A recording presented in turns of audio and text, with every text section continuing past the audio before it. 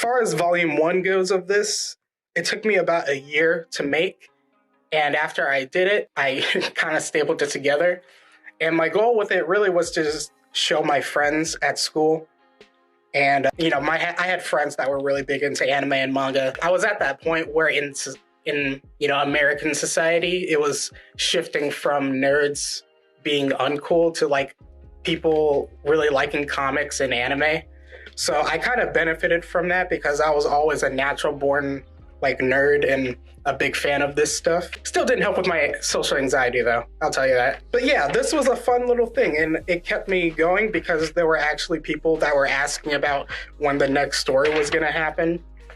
And yeah, I'm missing like the back page of this, but it's something that I'm not too worried about because these are old pages. But yeah, 2011 was the year I made Striker X Volume 1. And then in the next year, I made Volume 2.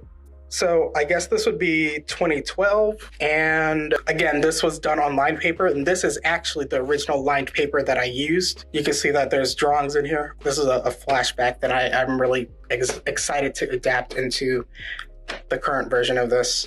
But yeah, the same process that I went through with Volume 1, I did with this one. Scanned in these really crappily looking line art pages and then I printed them out.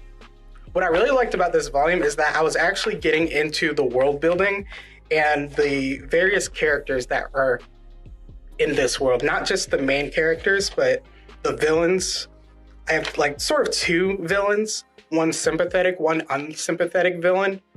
And that's something that I really wanted to dive more into in Volume 2, along with the trio of main characters learning more about the world of the wielders. They end up meeting this new character that can manipulate sound. And I'm actually in the point in my story right now in today's version where I'm actually redoing this part. So they're about to go into this new dimension where the wielders basically use as their home base. And it's hopefully going to be a bit cooler than this because, like I said before, there's like a panel of the reveal and it's not that dramatic. And ideally, if I were to like do this again, the welcome to the training realm. And by the way, the training realm is not the name I'm going to call it anymore. I have a different name that hopefully you guys think the new name for this dimension will sound a little more clever. But I'll save that reveal for the story.